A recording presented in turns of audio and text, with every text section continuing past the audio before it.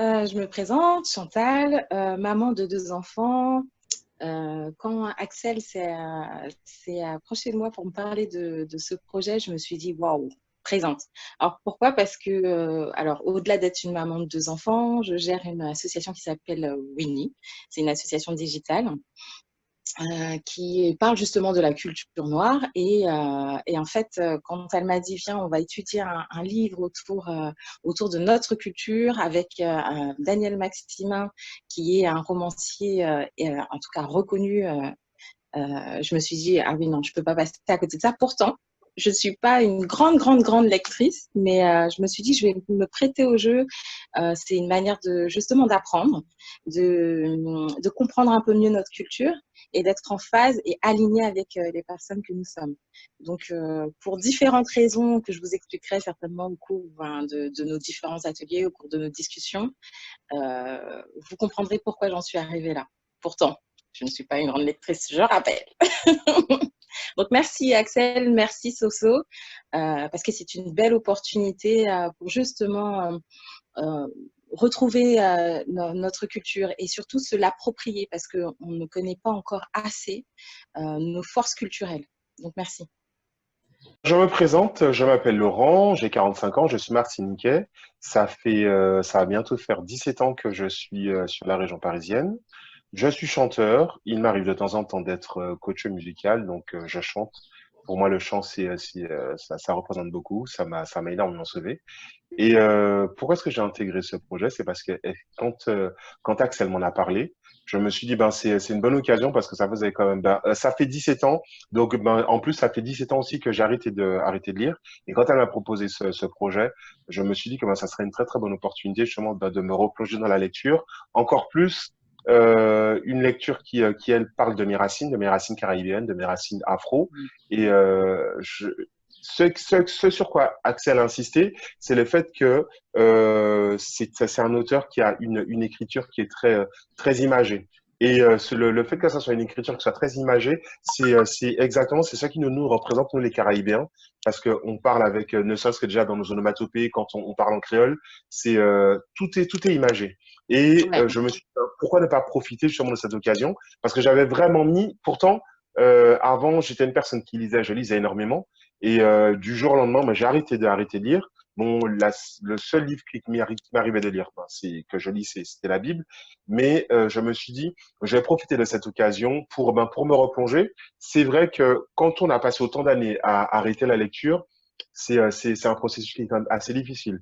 Et il y a aussi une chose que j'ai comprise avec les lectures que j'ai eu avec les échanges que j'ai eu avec Axel, c'est que la littérature occidentale était une littérature qui finalement ne me, qui ne me sied pas. C'était pas une littérature qui me faisait vivre et qui me faisait vibrer, alors que justement, oui, juste, voilà, c'est aussi une recherche d'identité, parce que j'avais un petit peu l'impression d'être coupé de mes racines et par rapport à ce projet et aussi par rapport à la lecture du premier chapitre, j'ai vu que c'est un auteur qui est très imagé. Ben, on vit, il y a à boire, il y a à manger. Moi, je me considère, c'est comme si j'étais dans un océan avec beaucoup de notions. Et ça m'a plu. Et le fait de me replonger dedans, ça m'a aussi en même temps permis de me replonger aussi dans d'autres lectures. Et vraiment, Axel, pour ça, moi, je te dis merci. Et je suis partant, donc en avant pour cette aventure. Clairement. Merci Laurent, merci Chant. Alors, je Mhm. vais me présenter. Je suis Axel. Je suis la cofondatrice de l'association Méloquence qui dirige ce projet Voix créole. Donc, le projet Voix créole, c'est un projet qu'on a mis en place pour valoriser toutes les questions identitaires à travers la littérature et les arts vivants. Donc, on est tout jeune, hein, c'est un tout jeune projet et on est vraiment heureux de lancer cette nouvelle dynamique flamme parce on ressent vraiment un besoin parmi toutes les personnes qu'on rencontre, toutes les personnes ultramarines qu'on rencontre sur le territoire français, un besoin en fait de se reconnecter à leurs sources, à se reconnecter à leurs origines, à se reconnecter à tout ce qui les concerne. C'est vrai que Lorsqu'on arrive ici, alors je suis la première concernée, lorsqu'on arrive ici à Paris, on a tendance à vraiment être curieux, à vouloir comprendre toutes ces nouvelles ethnies, toutes ces nouvelles communautés qu'on rencontre, qu'on découvre souvent, puisqu'on n'a pas, peut-être qu'il y a certaines communautés qu'on ne côtoyait pas lorsqu'on habitait à Paris, lorsqu'on habitait aux Antilles plutôt. Et du coup, lorsqu'on arrive ici, on est curieux, on cherche à comprendre l'autre, on cherche à comprendre les codes des autres et à un peu à s'adapter. Donc, on apprend plein de nouveaux vocabulaires et c'est vrai que parfois, on se sent un petit peu soit seul, soit perdu parce que on se demande est-ce que nous, est-ce qu'on est des vrais Antillais, est-ce qu'on est des faux Antillais, est-ce que il y a encore du travail et toute cette quête identitaire prend beaucoup de place dans la vie de beaucoup d'entre nous. Et c'est pourquoi le projet Voix créole a pour mission vraiment de recenser en fait des regards, les regards d'ultramarins comme nous, sur nos vies, sur notre façon de nous percevoir, sur nos façons de vivre les choses. Et c'est vraiment un immense plaisir que j'ai de pouvoir avoir des collaborateurs, Laurent, Chantal, aussi Sonia, que vous allez pouvoir rencontrer à la prochaine session. Des collaborateurs qui sont animés par le même feu, en fait, et qui ont vraiment envie d'apprendre à se connaître et se comprendre au mieux possible. Alors, du coup, le concept Flamme, ça consiste en quoi? En fait, on va se baser sur ce livre qui s'intitule Les fruits du cyclone, une géopolitique de la Caraïbe, qui a été écrit par Daniel Maximin. Donc, un super bouquin qu'on s'est procuré. Et en fait, chaque mois, on va se retrouver et on va discuter sur des thématiques parce qu'en fait, ce bouquin, il est très dense. Il parle de beaucoup de notions qui sont super intéressantes et qu'on a envie d'explorer avec vous. Donc, en fait, chaque mois, on va se retrouver pour en débattre, pour en discuter, pour approfondir et creuser certaines notions qui nous ont vraiment marquées sur base de ce bouquin-là. Donc, n'hésitez pas à vous le procurer parce que vous n'allez pas regretter cet achat. On n'a aucun lien avec Daniel Maximin. La café, ce n'est pas de la pub gratuite ni payée, c'est-à-dire que vraiment, on est juste des lecteurs en fait. On est vraiment juste des lecteurs qui sommes tombés sur ce magnifique ouvrage. Et voilà, on a vraiment envie de creuser toutes ces thématiques qu'il aborde parce que ce bouquin, on le trouve vraiment très, très riche. Alors, pour l'instant, nous vous proposons 2 vidéos pour voilà, un peu découvrir notre univers et par la suite, à partir du mois d'août, on sera en live. Donc, vous pourrez nous donner vos impressions, vos ressentis, vos questionnements en direct. C'est vrai qu'en attendant, n'hésitez pas à nous poster des commentaires, nous contacter par message, nous faire des retours sur ce que vous entendez ici dans le cercle Flamme. Ça nous fera énormément plaisir. Voilà, donc ce livre, il est quoi? En fait, il parle de géopoétique. Et géopoétique, c'est un terme qui m'a intriguée au début quand je l'ai vu. Et en fait, il dit que c'est une genèse des identités et une cartographie des singularités que compose voilà, la Caraïbe. Donc, en fait, c'est comme s'il recense tout ce qui a marqué la mémoire des personnes qui ont vécu là-bas ou qui sont issues des Caraïbes, en fait. Et d'ailleurs... tout ce qui est à l'origine, en réalité. Voilà, tout ce qui compose l'identité caribéenne, c'est super intéressant. Et en fait, pour lui, dans son livre, il définit la Caraïbe comme un archipel d'îles roseaux, né de la résistance aux chaînes. Donc, il y a vraiment cette image de résistance. Il y a une image de ténacité parce que, en fait, peu importe, on peut nous présenter une histoire qui est très fragmentée, très éclatée, mais on existe. On est là, on a une histoire, on a des valeurs communes, on a des croyances communes, on a vraiment une identité collective. Et le projet Flamme, il veut vraiment... Oui? Ouais, c'était juste pour ajouter un truc. En réalité, on est le témoignage au final de tout ça, puisqu'on est le témoignage vivant. Parce qu'on est par définition, géopolitiquement, en fait, on est personnifié au travers de tout ça. Oui. Et c'est important de le reconnaître, c'est important de le dire parce que souvent on dit que l'Antillais, ben, c'est pas une nation en tant que telle. Si, c'est plusieurs nations. Oui. Oui. Plusieurs nations en une. Totalement. Et ce On qui est est vraiment à essentiel pour définition. nous, c'est de vraiment, par ce projet, vous laisser le choix, en fait, parce que il y a une notion dont on parle peu ou bien qu'on confond avec d'autres notions, c'est l'identité culturelle. En fait, vous avez le droit de choisir à qui vous vous référencez. Vous avez le choix d'élire, c'est ce qu'il dit Daniel dans son bouquin, vous avez le choix d'élire vos ancêtres, en fait, de choisir qui vous représente le mieux. Vous avez le choix de vous identifier à une culture. C'est pourquoi, en fait, ce projet, il ne concerne pas que les Antillais. Il ne concerne pas que les personnes caribéennes. Il concerne toutes les personnes qui se posent des questions sur l'identité. Comment on construit une identité? Qu'est-ce qui compose l'identité? Et cette identité culturelle, c'est vous qui allez la construire. C'est personne qui doit la construire à votre place. C'est un droit humain. Vous avez le droit de choisir qui vous êtes. Et en fait, voilà, c'est pour ça qu'on a choisi ce bouquin parce qu'on considère qu'il recense vraiment beaucoup de notions qui peuvent nous aider en fait à composer cette identité culturelle. Et ce que ça... Le premier chapitre, les chênes et les roseaux aux 4 continents pour édifier une île, c'est un chapitre fort parce que c'est un chapitre qui place le contexte. Il place le contexte géographiquement, il place le contexte humainement, il place le contexte sur la définition de ce qu'est l'antillais. Donc, c'est un premier chapitre fort dans les mots, fort dans les comparaisons, fort dans les références et fort finalement sur les points centraux de l'antillais. Pourquoi je parle de point central? Je parle de l'île, donc géographiquement.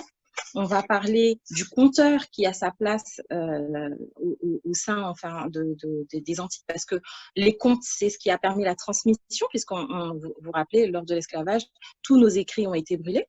Donc, le conteur, c'est celui qui rapporte au final notre histoire, qui véhicule nos origines, bon, avec un peu d'imaginaire. Parce que on sait que dans les contes, parfois, ça dépasse un petit peu la réalité. C'est aussi l'image sur le colibri. Le colibri qui est pour moi, et Laurent va en parler tout à l'heure, qui est pour moi aussi une image forte parce que petit oiseau, encore une fois, on ramène les choses à une petite chose qui fait de grandes choses. Et ça, c'est énorme.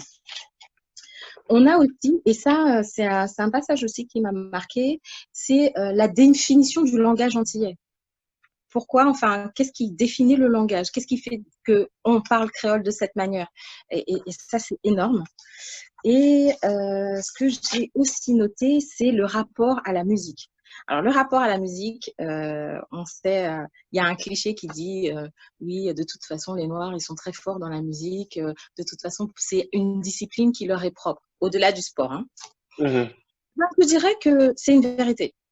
C'est une vérité parce que, rappelez-vous, dans notre histoire, nous n'avions pas le droit à la parole, on n'avait pas le droit d'apprendre à écrire, on était considérés comme des meubles. Donc, un meuble, par définition, ça ne parle pas. Et en fait, même dans notre rapport les uns aux autres, c'était des rapports mécaniques puisqu'on devait essentiellement procréer pour que l'esclavagiste ait des enfants esclaves par la suite qui grandiront et qui travailleront en fait sur la propriété de l'esclavagiste. Donc en fait, c'en est venu, enfin, la musique. Et la musique, en fait, ça a une place importante parce qu'elle nous a permis déjà d'être un exutoire, donc de ce qu'on n'avait pas le droit de faire à l'époque. Et la musique, elle nous a aussi aidé à véhiculer des messages, à véhiculer la prière, à faire en sorte qu'on puisse vraiment communiquer ensemble. Et tout à l'heure, en fait, en discutant, il y a un passage qui est énorme et qui est page 41, je crois. C'est ça, hein, page 41. C'est ça, page 41. Je vais lire. En l'esclave musicien, le musicien libère l'esclave. Non pour crier, mais pour créer. Et ça, c'est énorme. Parce que justement, quand on parle de communication, on a créé un mode de communication au travers de la musique. Ça nous a permis même de prendre conscience aussi de notre voix, de notre corps, du fait qu'on soit humain. Parce que on nous a tellement brisé, tellement dit que nous étions rien, que ça a été une manière de nous légitimer en tant qu'être humain. Et un dernier petit passage qui peut justement étayer ce qu'on est en train de partager. Et par ce passage du cri au chant, de la chaîne à la danse, l'artiste, l'esclave de la loi de réalité, improvise un art dont la nouveauté esthétique a pour fonction de donner forme possible à l'espoir. Et c'est énorme, l'espoir. Quand on est assujetti, quand on est brisé, il ne nous reste que l'espoir. Et si au travers de la musique et du chant, ça a réveillé tout ça, et ben ça a été une énorme force. Et c'est ce qui fait qu'on peut faire tous ces comparatifs de petites choses qui deviennent de grandes choses. C'est totalement sachant et en fait, ça me touche beaucoup parce que je sais qu'il y a pas mal de clichés en fait qui montrent le noir comme quelqu'un qui, voilà, par la musique est tout le temps dans l'exubérance, l'exutoire, donc quelque chose de très sauvage au final, de très on crie, on fait du bruit, on est voilà. Donc c'est en contraste avec ce qui peut être légitimé comme noble, comme fin, comme subtil, comme raffiné, mais en fait, en allant un peu plus en profondeur dans toutes nos formes artistiques, on se rend compte qu'il y a des codes, il y a des règles qui se sont établies au fil du temps parce que, voilà, il y a des gens qui ont créé quelque chose et il y a d'autres groupes, d'autres générations qui ont essayé de préserver, d'enrichir. Donc, en fait, c'est vraiment, comme tu dis, c'est vraiment devenu un langage et c'est bien plus que du bruit. Et ça, c'est peut-être pas quelque chose qui est encore ancré dans la conscience collective, même s'il y a des pas qui se font. Donc, il y a certaines de nos musiques qui sont reconnues à l'échelle internationale.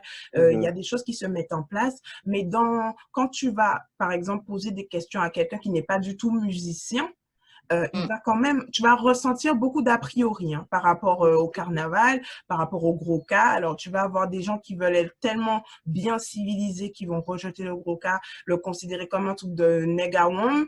Voilà, va y avoir beaucoup d'a priori. On va pas distinguer ce qu'il y a de subtil dedans. Et moi, je trouve que ce passage que tu viens de lire, ça rend au gros cas et à la musique caribéenne, parce qu'avant, il parle quand même du métissage musical, ça rend à la musique caribéenne sa noblesse. C'est quelque chose de noble. Après, quand tu prends le temps de te poser, parce qu'on parlait du cas, et le cas, je trouve que c'est un excellent exemple, quand tu prends le temps de te poser, tu vois les nuances. Il y a une dizaine de rythmes sur le cas. Et ces dizaines de rythmes, eh ben, ça véhicule un certain message. Tu as des rythmes beaucoup plus soutenus, donc avec de la violence derrière. Enfin, quand je dis violence, je parle violence des mots, violence du message, parce qu'il est fort, parce qu'il doit être tonné. Mais tu as des rythmes beaucoup plus lents qui demandent justement un peu plus de subtilité, un peu plus ça véhicule un peu plus de douceur, un peu plus de complainte. Donc, en fait, c'est vraiment de prendre le temps. Et c'est ça, je pense qu'on ne fait pas... parce qu'on s'arrête au premier regard à la superficie. Voilà, c'est ça. La Alors qu'il surface. faut creuser. Ouais, il faut creuser, quoi. Il faut creuser et comprendre. Parce que, encore une fois, c'était quand même le chant, un mode d'expression. Et Voilà, c'est justement notre mode d'expression de manière globale. On a des visages complètement différents, à des moments différents, parce qu'on ressent des émotions complètement différentes. Oui. Donc, il fallait traduire ça en musique et ça l'a été. Sauf que je pense que c'est plus facile à un moment donné où c'est plus arrangeant de rester sur une certaine perspective parce qu'on ne veut pas aller dans un sens, on ne veut pas en fait reconnaître tout simplement. Parce que ça dérange de porter le flambeau, de dire que nous avons des ancêtres qui ont, malgré la souffrance, il y a des choses qui ont été faites, il y a des choses qui ont été posées. Entre autres, nous avons des auteurs comme Daniel Maximin, comme Aimé Césaire, comme Saint-Jean Perse, comme Édouard Glissant, qui eux ont justement pris le temps ils ont tout collecté. Et moi, je vois ça, c'est comme ça, c'est un diamant, ce livre-là. C'est un diamant. Donc, je pense que c'est un livre sur lequel vraiment il y a à boire, il y a à manger. On peut étudier dessus. À boire et à manger. Alors, pas d'amalgame, c'est pas il y a tout et rien. C'est pas ce que Laurent dit. Il dit simplement qu'il est tellement riche. Et c'est vrai que quand on regarde les comparaisons, quand on regarde comment lui, il a segmenté son livre, c'est très, très, très, très, très riche. C'est vrai, il y a beaucoup, en tout cas, il y a beaucoup d'informations sur lesquelles on n'a pas forcément de visibilité quand tu vas chercher sur Internet, quand tu vas chercher dans une bibliothèque, parce que tu n'as pas forcément des références, toutes les références de livres. Mais je trouve que l'essentiel y est. Et surtout, la densité montre aussi, c'est imagé par rapport à ce qui a été vécu. Parce qu'il y a eu tellement de choses qui ont été vécues durant cette période, et c'est tellement fort qu'il le traduit très bien. Donc, il y a vraiment tout. C'est vraiment, ouais, c'est vraiment énorme comme source d'information. Voilà, ce livre, il dévoile toujours cette réalité entre la douceur qu'on peut percevoir de la Caraïbe. D'ailleurs, on voit la Caraïbe comme un paradis, on voit la Caraïbe comme un oasis, on nous voit comme des gens un peu inoffensifs, insignifiants, souvent. Mais pourtant, derrière, il y a de la consistance, il y a de la profondeur, il y a de la violence, souvent. Et voilà, c'est pour ça que je parle de masque, c'est-à-dire que ça masque vraiment la dureté qu'il y a derrière. On voit quelque chose de doux dans la forme, mais derrière, il y a beaucoup à dire. Donc, c'est ce dont on veut parler aujourd'hui par rapport à ce premier chapitre qui, je le rappelle, s'intitule « Les chênes et les roseaux ». Page. Donc, moi, je vais commencer par le chapitre premier, le titre. Les chênes et les roseaux, 4 continents pour édifier une île. Présence. Je ne ferai pas avec le monde ma paix sur votre dos. Île cicatrice des eaux. Île évidence de blessures. Île miette. Îles informes. Île mauvais papier déchiré sur les eaux. Île tronçon côte à côte fiché sur l'épée flambée du soleil. Aimé Césaire. Surtout quand il parle de cicatrice des eaux, île évidence de blessures, île miette, îles informes. Donc en même temps, quand un cyclone passe, c'est ce qui arrive. Voilà, il dévaste tout. Donc vraiment, tu as des miettes, tout est en charpie, quoi. Donc vraiment, il a été. Clairement, super bien imagé avec ce que nous sommes l'entier. Parce Voilà, qu'on a c'est été ça. déracinés, on Oui. nous a arrachés à nos terres. Et en plus de Oui. ça, au-delà de ça, on a été bafoués, violés, Oui. on a été humiliés. Et quand tu regardes la force d'un cyclone, quand tu regardes ce qui nous est arrivé, c'est clairement comme un cyclone, ce qui nous est Voilà, c'est arrivé ça, dans oui. Moi, je dis, c'est une explosion nucléaire, quoi. C'est une explosion nucléaire. Et ensuite, après, je me dis, mais comment faire justement pour s'en sortir? Et je rebondis aussi sur ça que tu disais, on est énormément divisé. Donc, c'est sûr que le principe d'une explosion nucléaire, c'est quoi? C'est que ça détruit tout. Un cyclone, c'est que ça fait quoi? Ça éclate. Et en même temps, ce que les Européens ont fait, qu'est-ce qu'ils ont fait? Ils ont détruit des structures qui existaient déjà bien avant eux, qui étaient déjà des. C'est ça, une société. Voilà, ils ont détruit une société.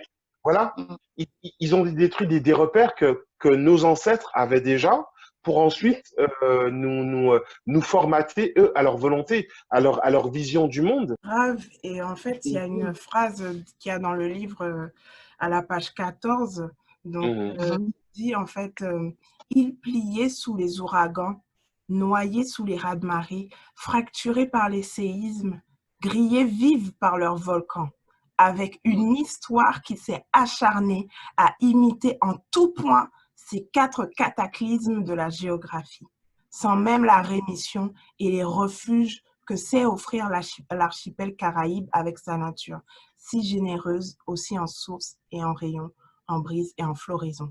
Et vraiment, pour moi, c'est vraiment une citation qui image ce que vous dites, en fait. C'est vraiment, on est là, mais on essaie de nous plier. Enfin, cette histoire est tellement violente qu'au final, on aurait pu être brisé, on aurait pu ne plus exister même comme communauté, mais on est là et franchement, il y a cette idée de résistance qui est là et c'est vraiment une notion Comment? L'image du roseau. Oui, L'image du voilà. roseau. Le Tu l'as roseau, enlevé. Ouais, tu l'as hein, enlevé. une Ouais, manière de rien, mais ouais. qui est très fort. Enfin, pour plier un roseau, vas-y, quoi. Enfin, Tellement. tu vois ce que je veux dire? Et, Tellement. C'est tellement ça. et on a même un proverbe hein, qui dit n'est qu'on roseau, il qu'a plié, mais il pas qu'à craser. Donc, ça Mm. veut dire que, comme qu'il pleuve, qu'il vente, que ce soit le déluge, nous sommes toujours là. Donc, moi, je Mm. me dis que si nous sommes toujours là, c'est qu'il y a quelque chose qui est en nous, qui est ancré, qui est très, très fort. Partie, en fait, quand il décrit ma Caraïbe, je l'ai relu au moins 2, 3 fois. Parce que il y avait beaucoup d'images.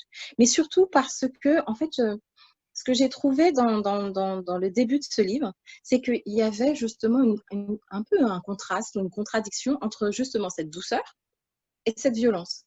Je m'explique. On parle d'un archipel d'îles de roseaux né de la résistance aux chênes, brûlant des racines absentes en un feu sans foyer, posé fier sur 3 roches. Ensuite, on parle d'humanité assoiffée de liberté, échappée des cales de l'enfer. On parle de l'espérance de liberté, mais de cœur solo. Enfin, c'est autant de mots qui parlent d'une certaine douceur, mais qui est assujetté à une certaine violence. Donc moi, c'est ce qui m'a marqué au début de l'œuvre, c'est d'avoir autant de contrastes entre cette douceur et cette violence, parce que on s'y attend pas. Et puis on sent tout le déracinement, ouais, toute la violence du déracinement et l'impact que ça a eu sur nous, peuple noir. Donc c'est assez fort. Et puis on y sent en même temps quelque chose de beau, mais en même temps quelque chose d'oppressant. On a l'impression aussi d'être dans un piège, d'être une petite chose dans un piège, dans un espèce de compresseur, de rouleau compresseur qui, malgré nous, nous compresse et pourtant nous sommes encore des petites choses. Donc, c'est ça en fait qui m'a marqué et qui est pour moi très représentatif de ce qui nous est arrivé. Et on sent en même temps une certaine aussi amertume parce que ça a été dur, parce que on parle de Caraïbes fragiles à la page 14. Sans l'espace des continents, donc c'est comme si on erre, tu vois, on est complètement en suspens dans une espèce de... et je trouve que ça décrit complètement ce qui s'est passé. Quand tu es Oui, déraciné, que tu totalement. n'as plus de repères, Mm. c'est aussi violent, tu vois, C'est très même si c'est violent. pas beaucoup en tant que tel, mais humainement, émotionnellement, moralement, c'est très, très, très... Totalement. Et ce passage, il m'a beaucoup touchée dont tu parles, le passage de la page 14, parce que effectivement, on est à la fois un archipel, donc on est un groupe. La Caraïbe, quand on parle de la Caraïbe, on est un groupe. Il y a plusieurs îles qui composent ce groupe, la Caraïbe. Et en plus, on peut aller plus loin. Il y a des îles, il y a des territoires. On n'est pas Mhm. seulement sur de l'insulaire, on est aussi sur du continental. Et on devrait se dire, bon, bah, c'est bon, on fait partie d'un groupe. Et pourtant, il y a ce sentiment de solitude parce qu'en fait, à cause de la politique, à cause des barrières qui ont été posées entre les îles, et ben, des fois, la communication n'est pas fluide. C'est C'est-à-dire que vrai. nous, par exemple, moi, je suis guadeloupéenne. En tant que guadeloupéenne, il m'a fallu du temps avant de savoir de quelle île était composée la Caraïbe parce qu'on ne se sent pas lié aux îles qui sont nos voisines, mais on se sent d'abord voisin de la France métropolitaine ou bien voisin des États-Unis. En fait, il y a une sorte de paradoxe qui nous pousse en fait à tout de suite projeter loin au lieu de regarder tout près. Donc, en fait, Mhm. on a ce sentiment d'isolement. Et c'est ce dont tu parles aussi quand tu dis qu'on se sent tout petit. Effectivement, on se sent tout petit et en plus, on se sent fragile. Mais Ouais. tout le temps, alors on se sent fragile. Pourquoi? Parce qu'il y a toutes ces histoires de questions géographiques, mais il y a aussi le fait qu'on nous fasse comprendre, oui, vous êtes dépendant de la France, vous ne serez jamais rien tout seul, vous n'êtes pas assez fort, vous n'êtes pas assez puissant, vous n'avez rien pour survivre, vous n'avez rien. Voilà. Et Et tu vois, regarde, le passage qui était bien ce que tu dis, il est page 15.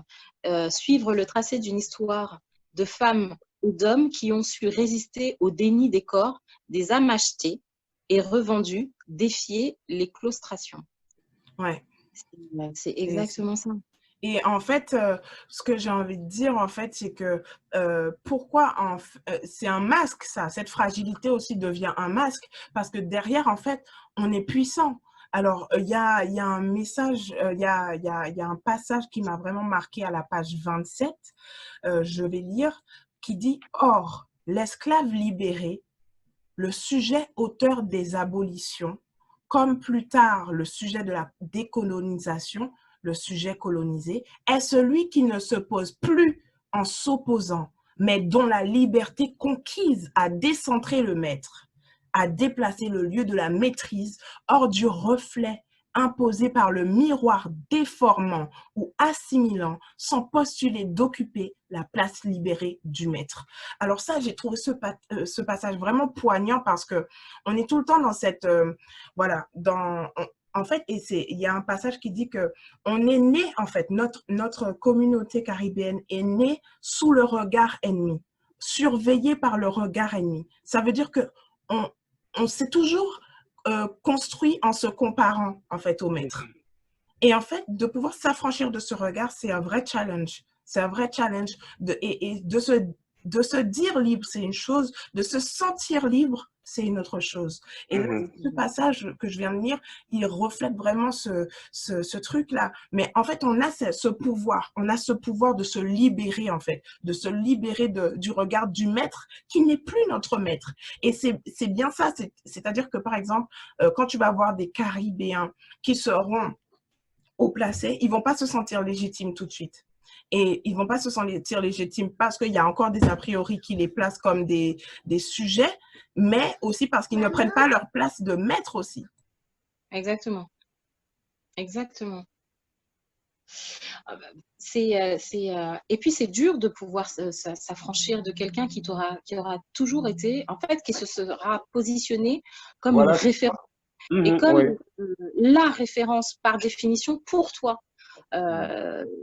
tellement brisée, tellement désorientée, tellement que finalement, tu vois, quand tu vois les accords Toltec, dans la définition, on dit tu donnes par définition ton accord. Eh ben, nous, on a donné notre accord. Et en fait, sortir de cet accord, c'est aussi s'arracher d'une référence que l'on croyait être une référence, que l'on croyait être notre identité, que l'on croyait être une vérité. Et pour pouvoir faire ça, ça demande des efforts. Ça demande aussi une certaine force, tu vois. Et cette force, elle est très bien décrite, tu vois, tout au long de ce premier chapitre. Et ça demande aussi finalement, une certaine violence, parce que c'est s'arracher d'une origine qui n'est pas au final la nôtre. Et c'est difficile parce que on a été arraché au départ et il faut encore s'arracher. Oui, c'est ça. Il faut encore faire cet effort-là. Mais en même temps, je me dis que l'être humain a ce pouvoir. Il peut le faire. Après, c'est sûr que il y aura des générations sacrifiées, mais cette démarche-là, on peut la faire. Et après, tu vois, je rebondis aussi quand elle dit que quand tu as certains Caribéens qui sont haut placés, c'est que on est quoi qu'il en soit, on est quand même sous le joug. Parce que quand tu regardes comment ça se passe, si un Caribéen veut créer une société, la place sera plus donnée à un Caucasien, une personne claire, qu'à une personne noire. Donc là, c'est là qu'on trouve. On aura tendance à privilégier ça en disant que l'homme blanc c'est la personne référence, alors que le noir ne l'est pas. Et après aussi, on peut aussi remonter aux écrits, à ce qui a été fait par des philosophes, la représentation. Donc tout ce qui est le bien, c'est la couleur blanche et le mal, c'est la couleur noire. Alors que justement, ça veut rien dire, quoi. Ça veut rien dire. Donc, tu vois, ce sont toutes ces notions qu'il faut essayer de casser. Mais, et en même temps, c'est quelque chose qui a été tellement ancré dans les esprits que je pense que c'est pas insurmontable. C'est pas insurmontable. Après, déjà, ben, ce qu'on est en train de faire, ce qu'on est en train de faire en parlant de ce livre, c'est aussi une façon aussi de casser ses chaînes. C'est aussi une façon de prendre son ancrage, de dire, bon, ben, oui, ben, je fais partie d'un peuple qui a été déporté, mais voilà, mon histoire, c'est ça. Je suis caribéen, il y a la Caraïbe, il y a l'Europe, il y a tout ça, mais je suis ça. Et moi, c'est ça. Donc, il va falloir compter avec moi parce que je fais partie de la donne. Exactement. Donc, Ouais. Exactement. Totalement. Après, par rapport à ce que tu dis, c'est complètement vrai. Le problème de l'être humain, c'est son impatience. Moi, je sais que je suis quelqu'un, par exemple, moi, je suis quelqu'un de pas très patient, mais donc je comprends en fait ce que tu es en train de dire. Et en fait, ce qu'on doit apprendre à faire, au-delà de l'espoir, c'est de se dire que les choses se font dans le temps. Parce que si, en tant qu'esclave, on était resté à se dire, ben, esclave on est, esclave on va le rester, avec la force en tout cas de ce qui s'est passé, aujourd'hui, aucun de nous trois sera en train de discuter librement, oui, en train d'essayer de s'affranchir de tout ça. Et on ne pourrait même pas, tu vois, se dire qu'on a une maison à nous, qu'on peut acheter, qu'on peut. Donc, tu vois, tout ça, en fait, c'est à nous de garder en tête que les choses se font, mais elles se font en temps et en heure. La vie est un cycle. Donc, si la vie est un cycle, les choses se passent par cycle. Il y a un temps de compréhension, un temps d'adaptation, un temps de digestion de toutes ces informations, de digestion de toute cette histoire pour pouvoir justement après aller beaucoup plus loin et continuer à avancer. Je reviens juste sur un truc que tu as dit tout à l'heure par rapport au fait que les postes que l'on a aujourd'hui, alors je n'ai pas les termes exacts, mais tu vois, par rapport à la gestion aux Caraïbes, c'est un peu normal. Aujourd'hui, la gestion, elle est décidée en métropole. Elle n'est pas décidée sur l'île. Les ficelles sont menées en métropole. Et les postes clés ne sont pas aux Antilles. Elles sont en France. Donc, gérées par des personnes qui ne sont pas forcément issues de la culture des îles. Donc, forcément, il y a un manque de compréhension, il y a un manque finalement d'une vraie adaptation avec une vraie implication par rapport à notre culture, par rapport à nos besoins. Et ça, en fait, c'est encore dérangeant. Et je pense qu'on va avancer dessus, mais ça va encore demander du temps. C'est ça le problème. Parce qu'il y a des choses à faire sur l'île. Moi, il y a une notion qui m'a énormément touché. C'est quand il parle, donc c'est à la page 20, il parle du colibri. Et il dit, si la Caraïbe était un animal, pour moi, à l'évidence, elle serait le colibri. Et donc là, je vais poursuivre sur la page 21. Le colibri dispose de cette puissance guerrière, mais dans toute sa liberté et sa beauté, car il est léger comme un papillon et il peut ainsi, à la différence des autres oiseaux trop lourds, aspirer le pollen des fleurs. Il a cette puissance qui consiste à ne pas peser sur la pesanteur, autant pour attaquer l'ennemi en flèche que pour faire du surplace comme un hélicoptère afin de butiner les fleurs sans les toucher. Moi, j'ai trouvé cette image que l'on fait de la Caraïbe comme un colibri. Je trouve ça mais vraiment très très fort. Parce que en plus, quand on regarde le colibri, c'est un oiseau qui est petit, mais par sa petitesse qui dégage énormément de choses. Et je vais rebondir sur ce que Chantal disait quand elle parlait de cette petitesse. C'est vrai qu'on est petit, mais en même temps très très fort. Et en même temps aussi très ancré aussi.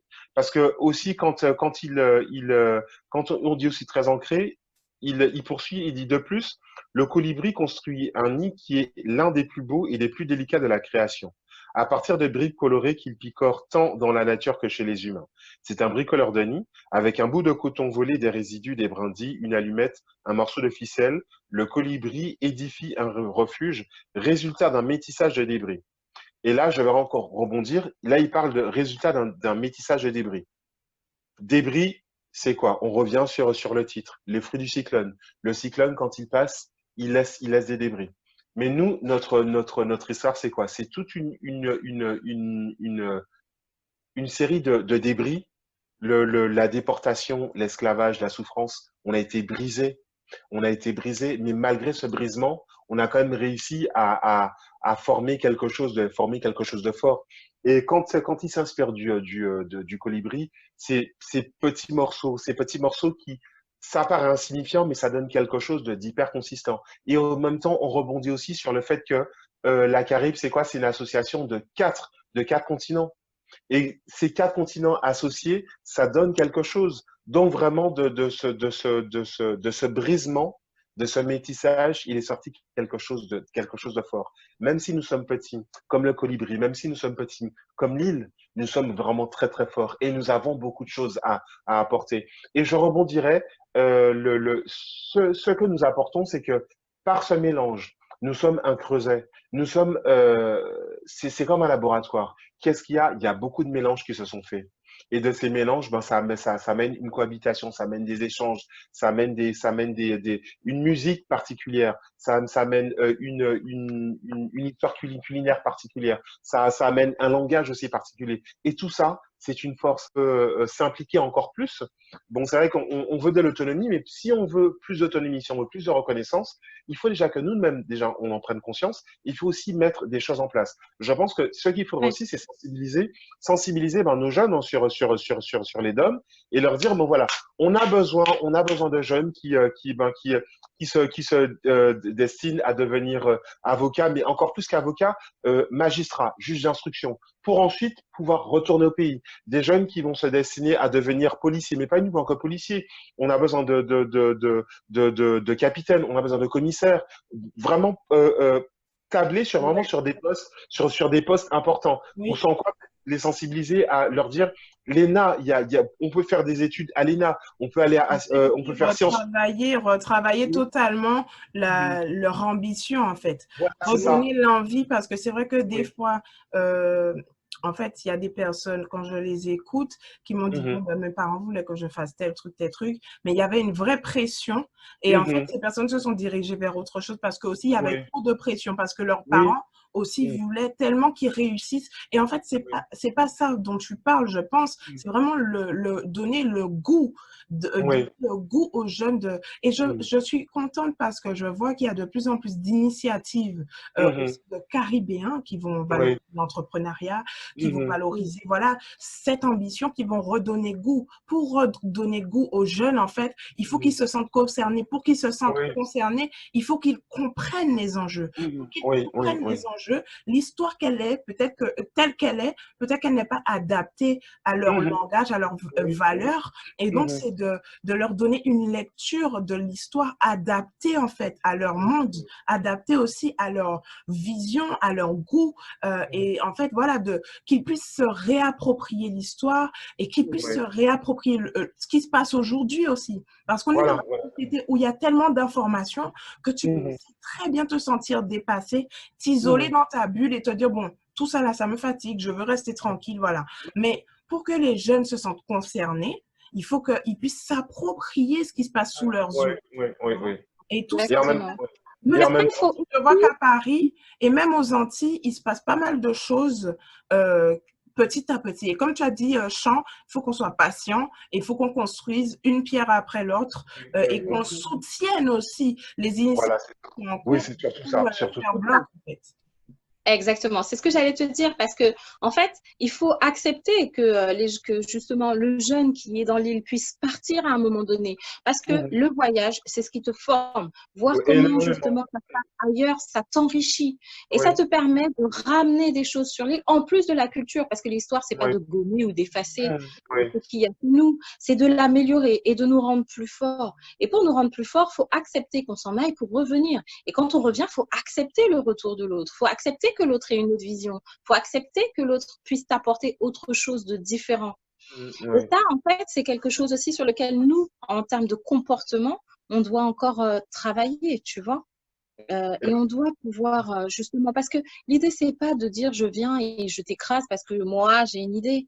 L'idée, c'est de dire, regarde, je reviens de là-bas, regarde ça, ils font ça. Et ça, nous, on peut le faire encore mieux et on peut le faire différemment en prenant nos valeurs de base et en prenant peut-être la nouveauté, la technologie, la méthodologie qui peut Oui. être différente, mais qui peut s'adapter chez nous. Parce que, encore une fois, enfin, excusez-moi, mais on a des valeurs, mon ami, on a des trucs, mais on a une éducation, on a des idées, il y a des choses qui se passent sur l'île, mais c'est pas assez développé. Enfin, Et sur vraiment, l'île. ce que tu Sur dis, ça l'île. me rappelle une citation, donc encore dans Les fruits du cyclone, à la page 27. Je dois lire ça parce que ça m'a trop marqué.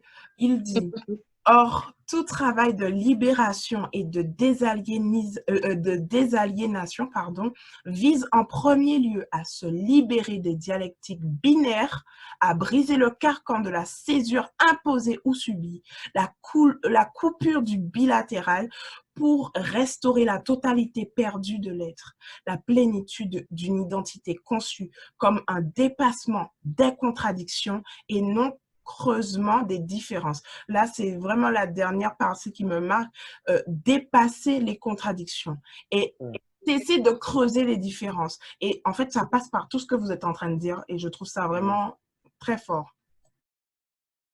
Et tu vois, Maximin, ce qui est bien, c'est qu'il te pousse au final, enfin Daniel Maximin, parce que c'est pas mon pote, hein, Mm.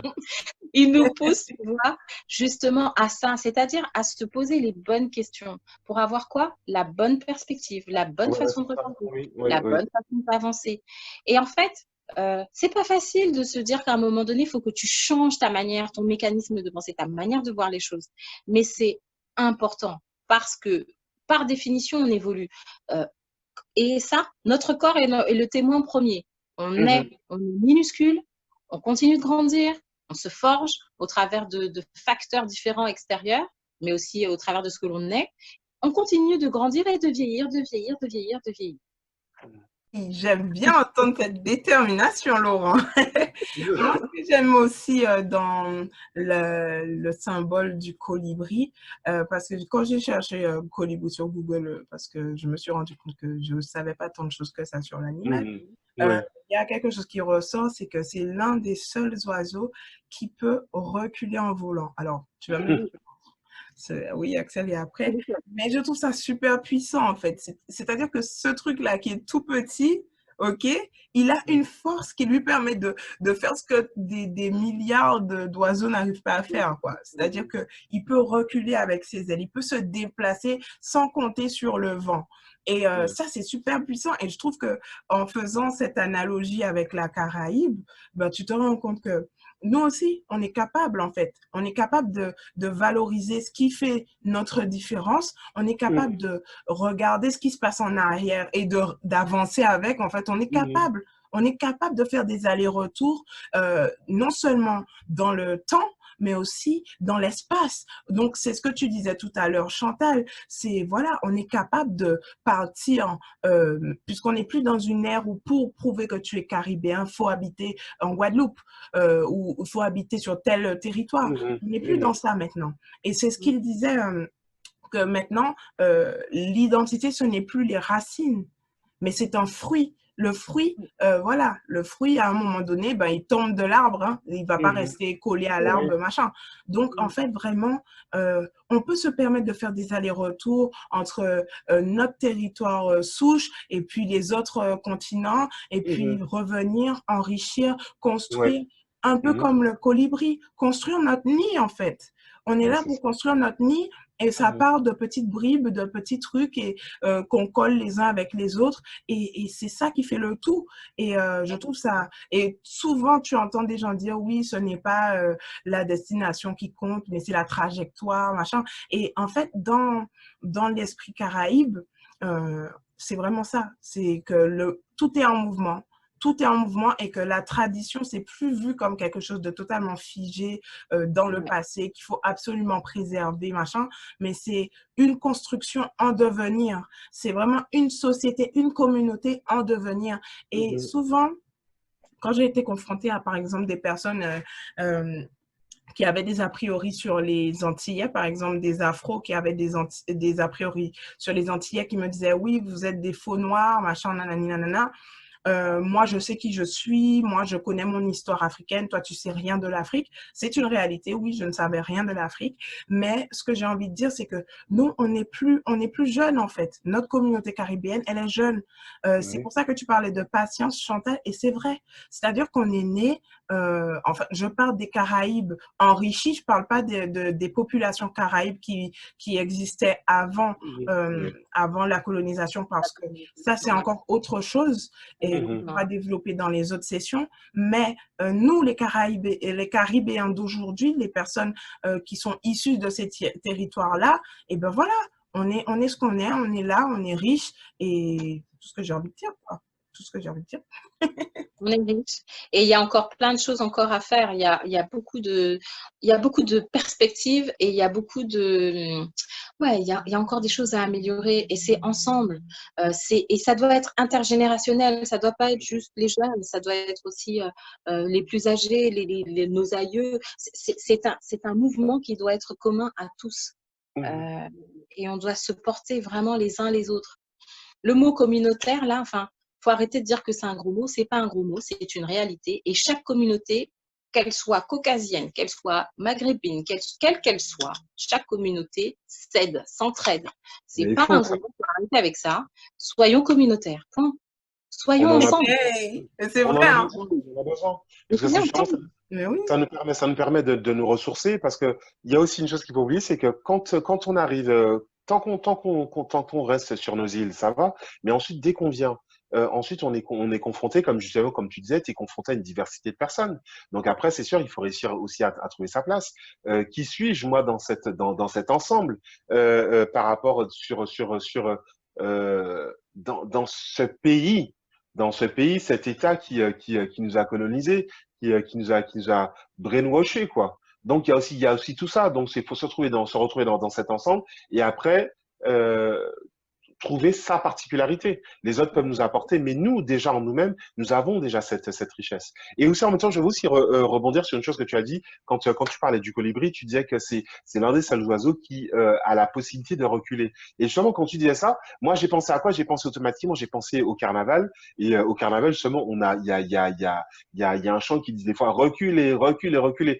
Et mais toujours, tout en étant, toi, dans l'action, on recule, on recule, on recule pour ensuite partir, mais vraiment avoir cet élan, bam, toute cette force qui justement, mais qui nous caractérise et qui te permet justement d'aller de l'avant. Et tu vas de station en station et on marche, on marche, on marche, on marche. Et voilà, moi c'est comme ça que je vois ça.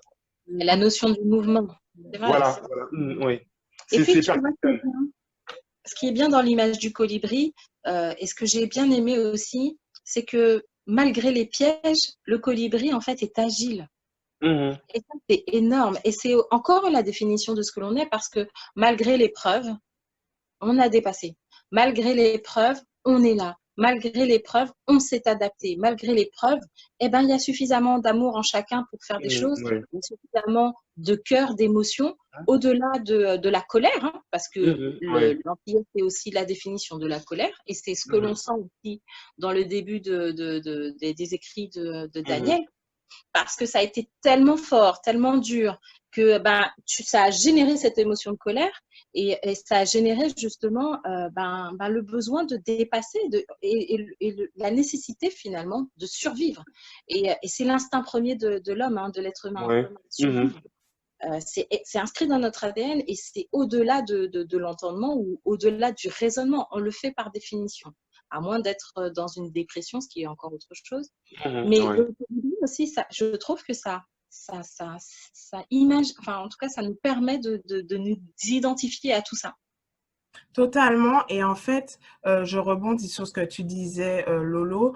En fait, lorsque tu dis qu'on arrive dans une foule où on est confronté à une vraie diversité et on doit savoir parler de nous, on doit savoir qui on est dans ça. Et beaucoup de personnes le constatent, puisque je vois de plus en plus de vidéos sur les réseaux qui circulent à ce sujet. En fait, en France, il y a un gros déni.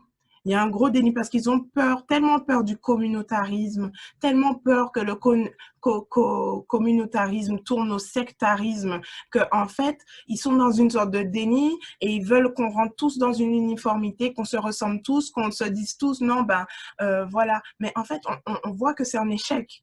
parce qu'en fait, on ne peut pas tous s'aligner au modèle occidental caucasien. Non, on ne peut pas. Il y a la diversité, elle existe et elle doit exister. C'est quelque chose de nécessaire, c'est quelque chose d'utile et vraiment, nous, quand on parle de communautarisme, on n'est pas dans l'idée, voilà, de rejeter ce qui est autre. Et c'est ça, c'est parce que en fait, l'Occident a tellement constaté que lui-même, lorsqu'il rentrait dans du communautarisme, ça tournait au sectarisme et au rejet de la différence, qu'il pense que tout le monde va réagir de la même manière. Or que non. Nous, quand on parle de communautarisme, c'est encore pour mieux dialoguer avec ce qui est différent de nous, pour mieux établir une connexion entre ce que nous sommes et ce que l'autre est, et ne plus se sentir menacé parce que l'autre. Parce que moi, je connais des mamies,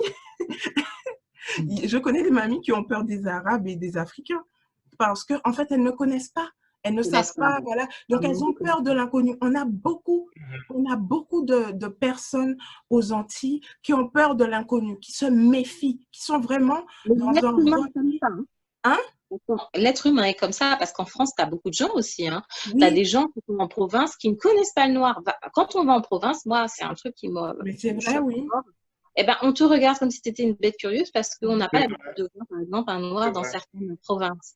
Et par manque, finalement, de connaissances, on en a peur, on s'en méfie parce qu'on ne fait que regarder ce qui se passe à la télé. On se braque totalement. Et comment connaître l'autre? Apprenons. La télé, c'est un prisme, hein, c'est un prisme, et puis aussi en même temps, c'est voulu aussi. Hein. C'est un outil de manipulation. Et après, c'est vrai que il faut s'en détacher et en même temps se cultiver. Donc, et en même temps, c'est ce dont se servent aussi certains partis politiques pour justement pour travailler sur ça, quoi. Et en plus, Axel, moi, je vais rebondir sur une chose que tu disais par rapport la peur du communautarisme. Il faut pas oublier aussi que c'est l'histoire aussi politique de la France, parce que moi je me souviens que quand j'avais étudié, c'était quoi? Je crois, c'est l'instruction civique. On disait que la France est une nation une et indivisible. Donc ça veut dire que la France fait fi de toutes les. Certes, hein, il y a beaucoup de peuples hein, qui sont venus, mais c'est une nation une et indivisible. Certes, mais bon, ça a beau être une nation une et indivisible, mais quoi qu'il en soit, ce sont plusieurs peuples qui la composent. Et ces peuples-là, ce sont eux justement qui l'enrichissent.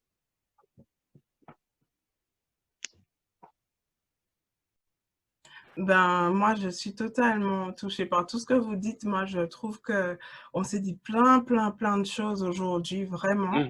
Le prochain chapitre qu'on va voir ensemble, du coup, la prochaine fois, ce sera le grand camouflage de l'injure au diamant. Alors là, je sens que ça va être vraiment intéressant. On aura un invité avec nous, invité surprise, et on aura aussi Sonia avec nous normalement pour la prochaine session. On a hâte de pouvoir partager ça avec vous. Alors, qu'est-ce que ça vous inspire, ce prochain chapitre?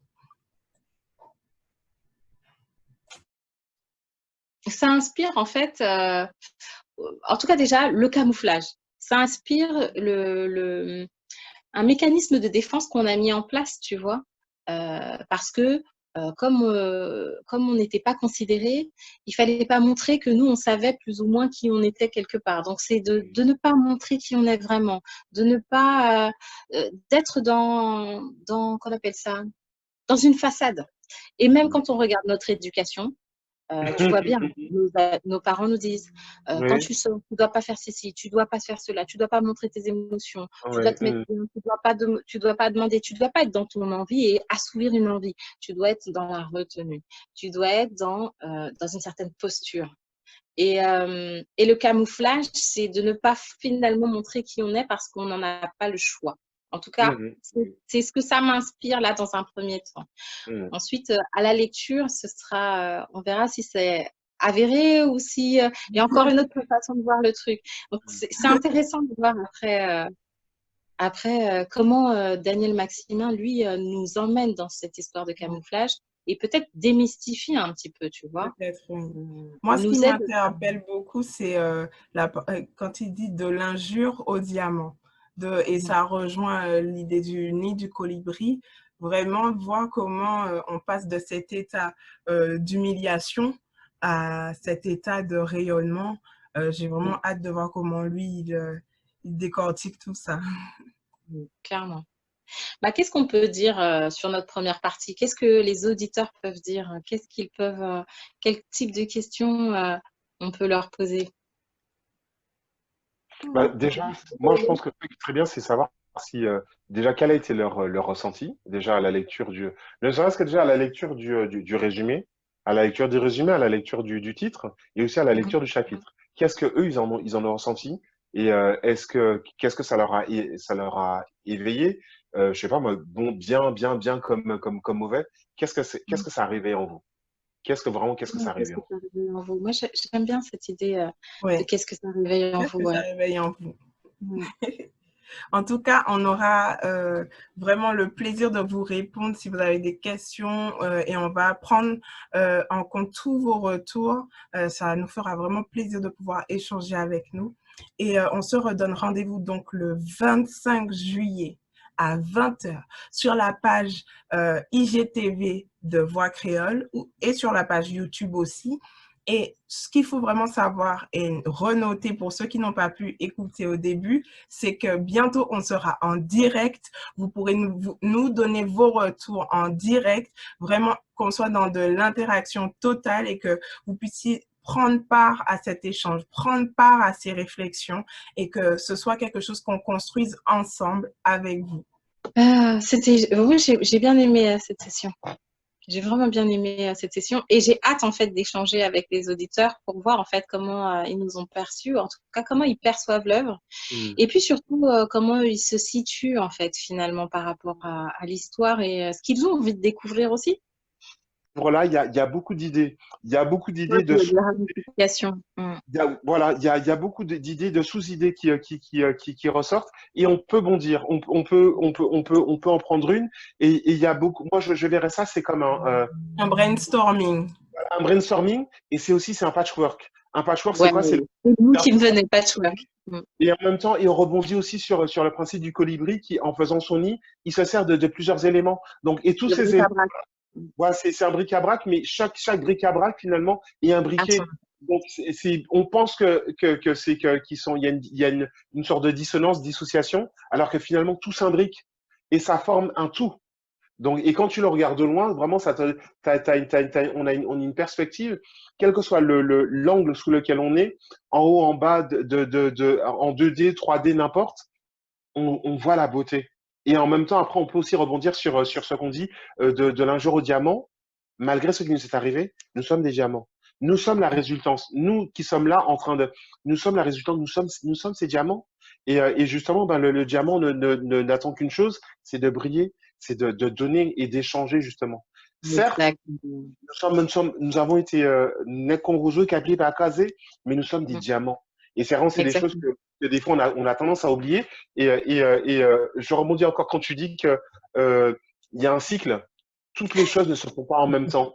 Et vraiment, ben là, il est temps il est temps que l'on brille. Il est temps que l'on voit la beauté des Caraïbéens, la beauté de la Caraïbe, cette richesse malgré la Et déportation. la vraie, Quoi? et la vraie, pas celle qui a été montée de toutes pièces. La vraie. Voilà. Oui. Mais avec nos richesses et nos défauts, hein. Voilà, c'est ça, c'est ça. Et aussi notre jeunesse. Bon, c'est vrai que bon, nous sommes jeunes. Tu disais, bon, ben, certains afro ont tendance à dire oui, on n'est pas des vrais noirs. Qui es-tu pour dire que je ne suis pas un vrai noir? Comment oses-tu te positionner alors que justement nous sommes frères, nous sommes tous issus du même continent, donc quel que soit l'État africain d'où tu viens, nous sommes frères, nous venons de cette mer nourricière qui est l'Afrique. Et c'est là aussi cette richesse qu'est l'Afrique. Elle a tellement de choses à donner qu'elle a donné ça. Ça a donné la Caraïbe. Même si c'est vrai, c'est une histoire qui a été faite dans la souffrance, mais il en résulte ce que nous sommes. C'est tous les ancêtres, donc ça donne ça. Et il y a encore beaucoup de choses à venir. Voilà, les fruits du cyclone. C'est un super beau mot de la fin. Un super mot. Les fruits du cyclone, les fruits du cyclone. Rendez-vous le 25 juillet à 20 h. Bye bye. Bye bye. Bye bye.